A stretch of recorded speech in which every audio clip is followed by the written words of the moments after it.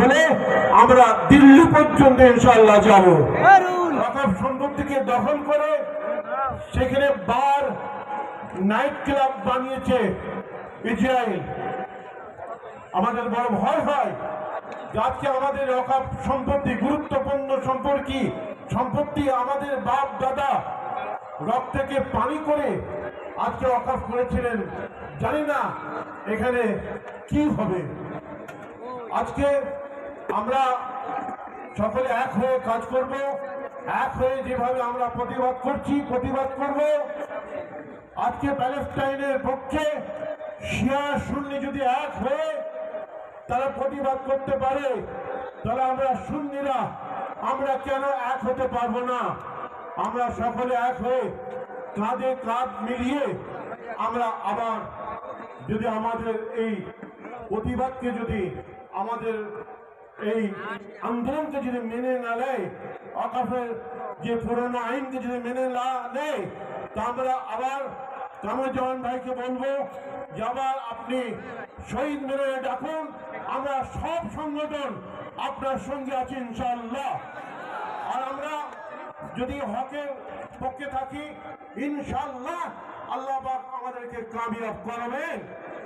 আজকে আমরা সকলে এক হয়ে আমরা এইভাবে প্রতিবাদ সভা করব। খালি কলকাতার বুকে সভা করলে হবে না, গ্রামগঞ্জের মানুষকে জানাতে হবে, তারা বোঝে না জিনিসটা। গ্রামগঞ্জে এই আন্দোলনকে গড়ে তুলতে হবে, তাদের কাছে যেতে হবে। কামরুজ্জামান ভাই যখন আমাকে বলার পরে বিভিন্ন বাংলায় যত জায়গায় আমি প্রোগ্রাম করেছি, সেখানে আমি আলোচনা যখন রেখেছি, তারা অবাক হয়ে শুনছে, তারা বলছে আমরা সব জানি না। তো আমরা সারা গ্রাম বাংলায় আন্দোলন করে আবার সকলকে নিয়ে ইনশাআল্লাহ আবার আমরা শহীদ মিনারে আবার আমরা সমাবেশ করব। কামরুজ্জামান ভাইকে বলবো, তিনি যে পরিশ্রম করেছেন, সমস্ত সংগঠন আমাদের জমিয়তুল্লাহ বাংলা বিভিন্ন সদস্যরা এসেছেন, মুজাদ্দেদ জামান দাদা কিবলার সিলসিলার বহু মানুষ এসেছেন।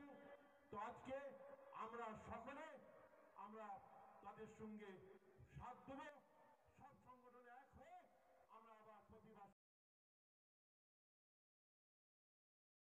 ইনশাআল্লাহ যাব।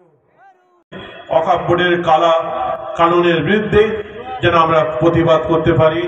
আজকে বহু মানুষ এসেছেন, তারা বসার জায়গা পায়নি, কি কষ্ট করে।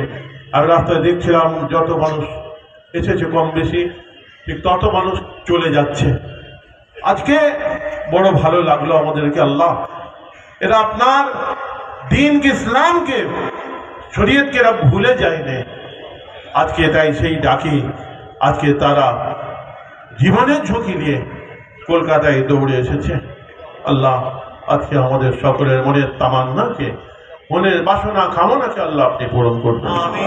আল্লাহ, আমাদের সকলের হায়াত কিসমতকে আল্লাহ আপনি দারাজ করে দেবেন। আল্লাহ, আমাদের কামরুজ্জামান ভাই, আমাদের আবু তালেব ভাই, আরো যারা এখানে এসেছেন, ওলামা একরাম, মুফতি সাহেবরা এসেছেন, আল্লাহ সকলের হায়াত কিসমতকে দারাজ করবেন, সকলকে সুস্থ রাখবেন। এইভাবে যেন আমরা ইসলামের দ্বীনের খেদমত করতে পারি তৌফিক এনায়েত করবেন। এইভাবে যেন সারা বাংলা জুড়ে আমরা ইসলামের জন্য, দ্বীনের জন্য, কোরআনের জন্য, ইসলামের রুকুনের জন্য যেন আমরা এইভাবে প্রতিবাদ করতে পারি, আল্লাহ তৌফিক এনায়েত করবেন। ربنا آتنا في الدنيا حسنة وفي الآخرة حسنة وقنا عذاب النار وادخلنا الجنة مع الأبرار يا عزيز ويا غفار يا رب العالمين وصلى الله تعالى على خير خلقه ونور عرشه محمد وآله وصحبه أجمعين برحمتك يا أرحم الراحمين باقي كلمة لا إله إلا الله محمد رسول الله صلى الله عليه وسلم। السلام عليكم।